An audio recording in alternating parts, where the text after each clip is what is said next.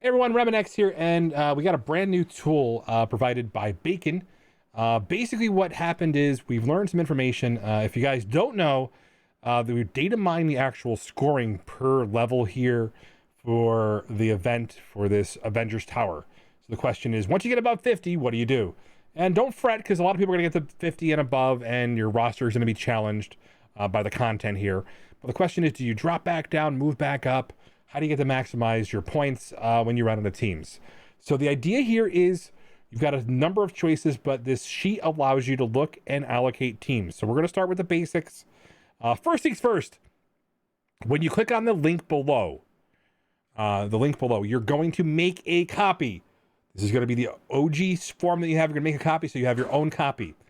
You're going to be able to follow the how to use, obviously, where you have the Welcome to Avengers Tower. You have all the different options there. There's some more detail as far as that goes. But you're going to go to this section where you're going to create your own teams. Infinity Watch, you can have it, name it whatever you want. And a Warlock, Fire Level, Moondragon. You can split them up if you want to and design your teams in that regard. You can see there's Black Order, Shadowlands, I have RemanX.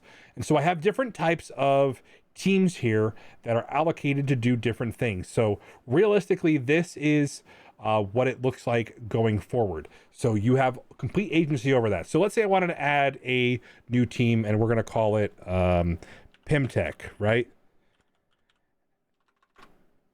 And then I can just add the different characters. I'll go right here. We'll add Ant-Man. We'll add Wasp. We'll add Ghost. If I can spell it right. We'll add Stature. And Yellow Jacket. Now, the reason why you're going to do this is maybe they were viable in there. So we're just going to have that just for references here. So if you guys look, when you go into your tower planner portion of it, you can look at the different teams. Now, they're set up by floor. We may be adding some more information about them, like gear level, like some of these teams are level 90 as you progress farther through there, which will change your overall ability to get things landed. We're going to look at some of the stats, and maybe we'd have the stat breakdown at some point.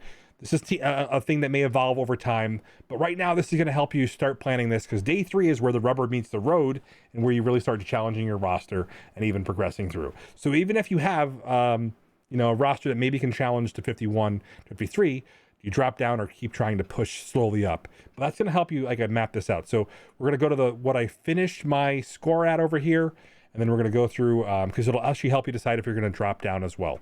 We'll get into that in a few moments here. So all these different teams you can see I've allocated here. We had a couple of hiccups over here. So what happens with this is it also keeps a log of what won if you use it accurately. So you kind of know what to expect going forward. And I think that's where the actual value for all this comes in. So right now we're stuck on Infinity Watch. You had to use my Infinity Watch early. And if you do that, that's going to slow you down as far as progression wise. It's relatively, these are relatively unforgiving when it comes to some of the counters here. But you can see the point totals are much higher if you can get all the way to the top. So again, it's going to favor people with larger rosters, but that's okay, because you're still going to participate and get rewards and try to maximize your points for it with just a simple couple of attacks a day. It doesn't mean that once you get to 50, it doesn't mean that you're going to be going through and chewing through and doing like a full rotation. The idea is to interact with it as, a nominal way to make sure you're getting some sort of rewards. And if you're a new player, don't be discouraged. We want to collect that feedback. I specifically want to collect that feedback. Leave it in the comments. We're going to pass it along to the developers, so hopefully they have some more insight as to what this mode actually brings and the excitement around it, if any. So we can definitely see that there's some value to this. So all the images are there. You can assign teams. So let's say over here I wanted to use, this doesn't work, but Pimtech. And more importantly, if I decided to use Infinity Watch, you'll see that it makes this yellowed out, so you know that you've already assigned them elsewhere. More importantly, if you go into your required teams, if you're using a character over again that you've already used somewhere else, it'll mark where you've used that character to quickly allow you to make edits as you need to. So this is actually a phenomenal tool that the guys over here have worked out for you. So we're gonna talk about a couple of things here. So we're taking a look at so yesterday I wound up, I think I was like third at the end of the day. again, the rank of my roster is really held back by I don't have a lot of G16.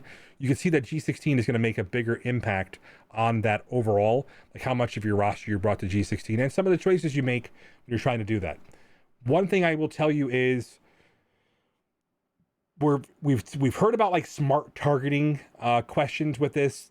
To be very clear, sometimes like if you're using a mirror match and it requires like an ability block, my RemanX got ability blocked and set me back, and that's just the way that it works. That's just the way the cookie crumbles.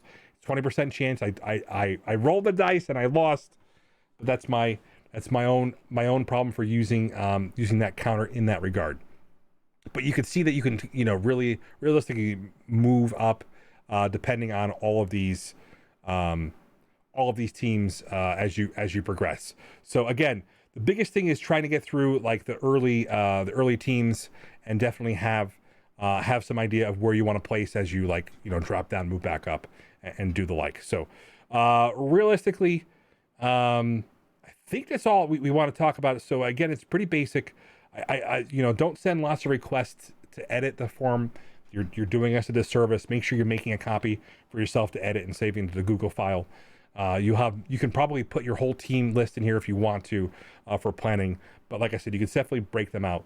If you guys want to know what counters what and whatnot, maybe we'll make some notes later on. But for now, it's just mainly for you to plan your maximum regression to get the best out of your teams here.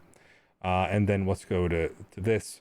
Was there anything else I missed over here? Sorry, guys, just making sure I have all this. Yeah, so as you complete the tower mode on any given day, fill out the day X number of wins column to track your progress. For example, on day 2, if I beat floors 51, 52, 53, but then lost and beat floor 51 a second time before calling it quits, my day 2 number of wins column would look like this. And so it's in the updated edited sheet that you'll have in there. So you'll have that information so you can take a look at it. Because again, it'll definitely help you decide what score you're on. So I think there's an updated sheet that I should probably just take a look at for you guys here. Grab it really quickly. This is the more updated sheet.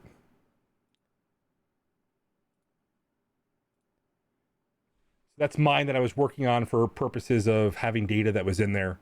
This is the more updated one with more up-to-date instructions. And you see that he has the picture here, so he has the black order, and you'll see the different projected final score over here.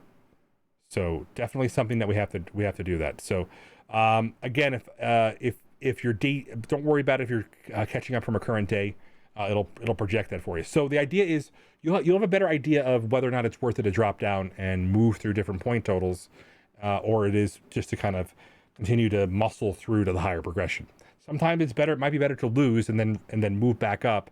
That's definitely the big difference. And so he even put an FAQ section. So make sure you guys send thank you to Bacon. We'll be fielding comments for this. I hope this is helpful. Again, I know there's some people that don't like this mode. I think it does, it does favor the top of the roster, but I want you guys to think about this from this perspective. This is kind of what Grand Tournament's going to feel like, where you're going to be facing people's rosters and kind of maybe adjusting based on, how they built the teams. Obviously, players won't have access to 2 nebulas, but at the same point in time, you could really get a good insight as to how to build going forward. So just remember that this is a tool and that we've and again, if there's any feedback on things you maybe wish to see, let us know.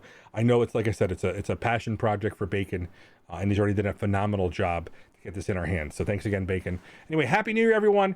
I do things so you don't have to, and I'm actually I'm saddened by my results today, but I'm really excited by this mode. I feel like this is something that's probably good for the game, extends it. I hope they bring this back. I hope they take a look at how to make it accessible to everybody. But I think, like I said, this is, I know that people are like, oh, it's just Blitz. Well, sort of. It definitely has the interface, but it was definitely the best way to make light of the actual teams here. So for me, it was fine because it gave me some more content to stream. So I'm probably biased by that. Let me know if my bias is too much to handle. See you soon.